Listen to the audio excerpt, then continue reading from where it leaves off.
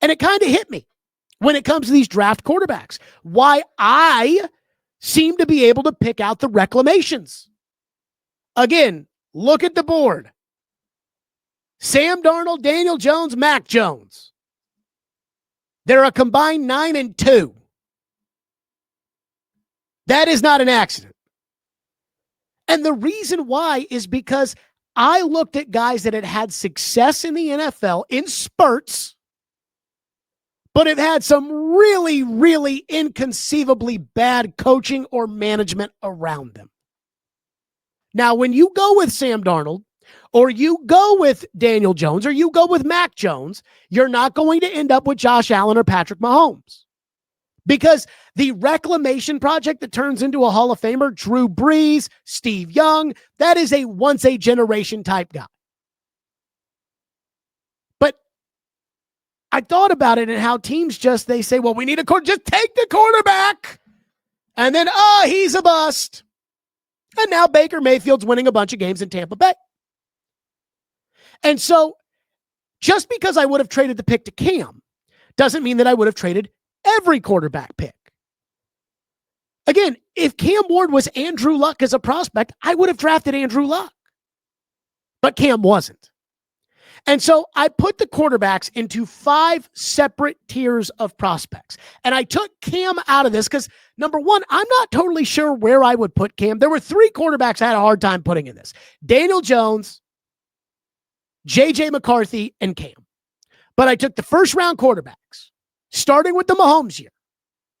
And I said, okay, where do they fit in these tiers of quarterbacks?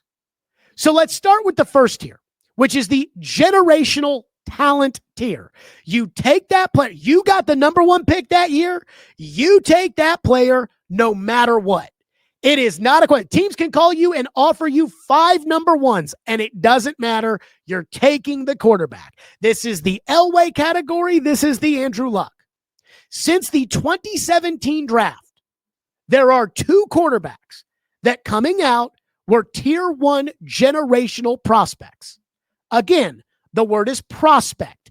It is not what have they become in the NFL, because those 2 were Trevor Lawrence and Caleb Williams. Those were everybody knew all year, that's going to be the number 1 pick. They had the college success. They had the prototypical size, elite traits, talent, etc. That is a generational prospect who, again, is supposed to not miss. But look at how Jacksonville has worked with Trevor and Caleb in Chicago. It's been a mess because those are bad organizations. But again, if I had the number 1 pick and Trevor Lawrence was on the board, you could have called me, offered me 5 number 1s, and I wouldn't have done it. You do not pass on a generational quarterback prospect. Cam Ward was not that.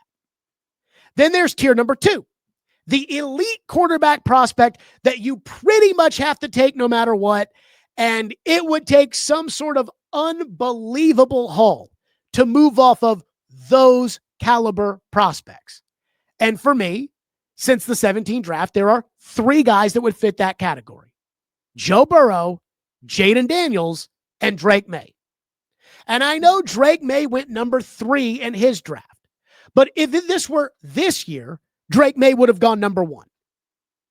So I know, Drake May's not lighting up. This is not about what they have become in the NFL. This is what they were as prospects. Joe Burrow was an elite prospect. He was an accurate quarterback. He had the size. He had the success in college.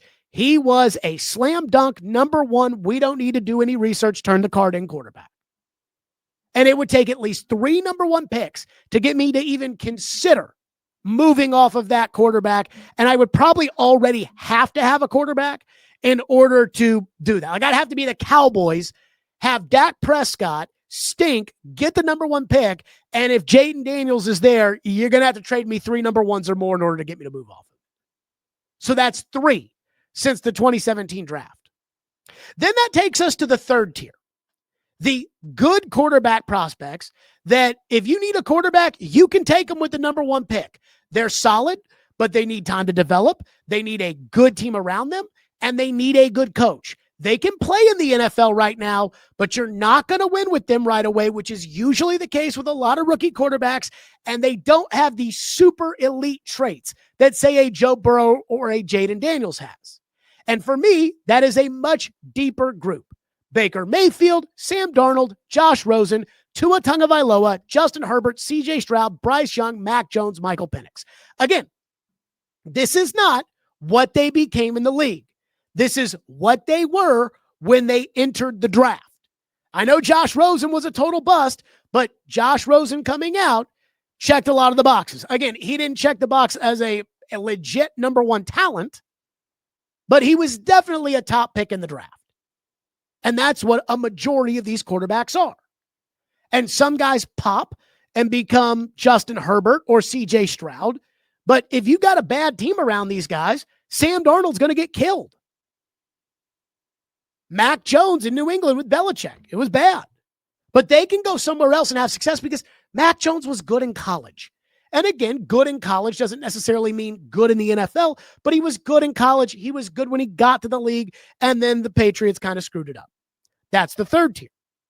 The fourth tier is the most dangerous tier. But I also think outside of generational talent, it is the most rewarding tier. And that is the project quarterback. That is a quarterback that can get you a gold jacket or get you fired. Boom or bust. And when you draft these guys at the top of the draft, you better have a specific plan in order to turn these guys into Steve McNair, or else you will get fired. And in today's NFL, it may not be worth it to take the project quarterback because you may get fired before you get to see this thing through.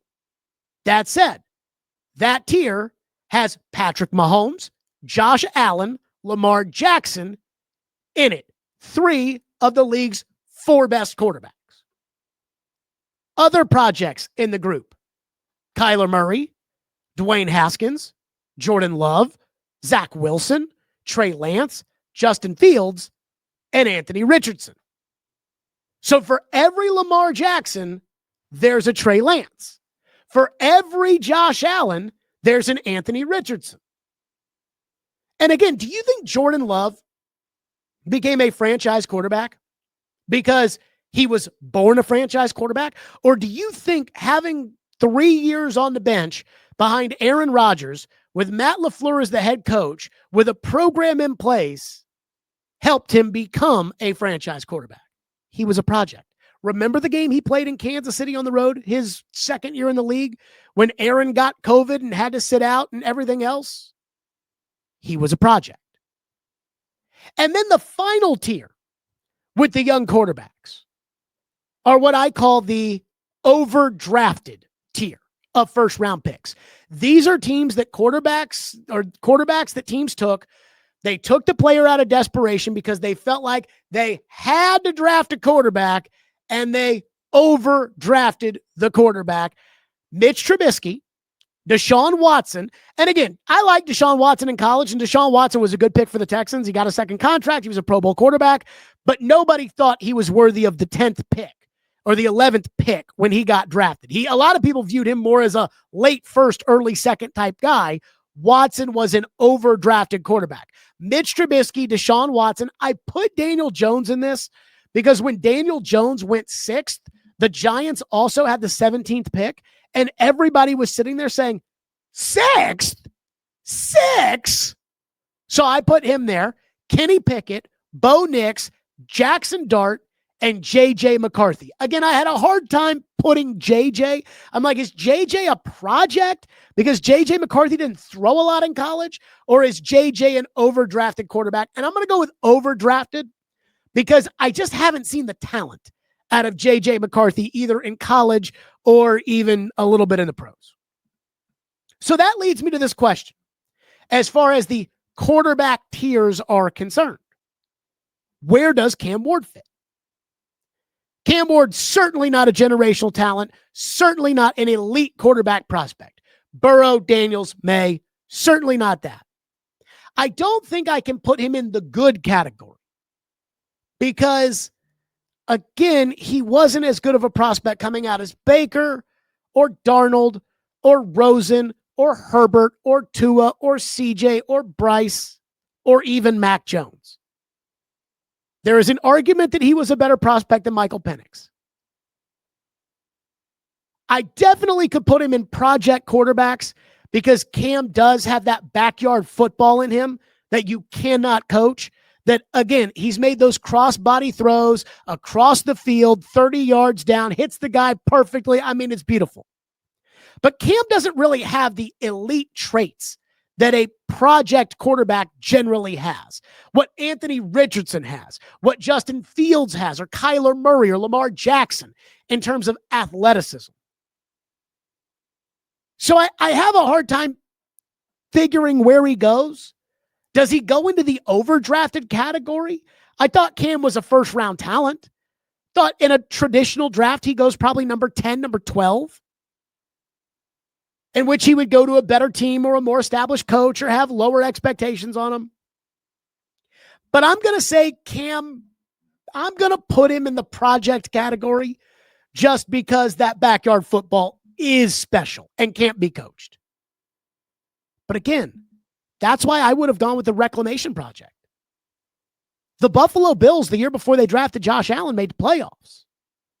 Patrick Mahomes went to a team that was ready-made to develop a young quarterback. You had a head coach on the hot seat, and you took a project quarterback with a bad roster that had earned you the number one pick? And that's why I would have gone the reclamation project route. Because when you do that, you are getting a talented player. Sam Darnold was a talented player. Daniel Jones, again, I thought was overdrafted at 6. He's got talent. Plus, you're getting the picks from the Giants. Even if you're probably not getting a Hall of Famer by going the reclamation route. And there is no way you could have watched Thursday Night Football last night with Mac Jones and not thought, holy crap, this guy looks like he knows how to play in the NFL. And right now, what are you getting out of your quarterback? Ass.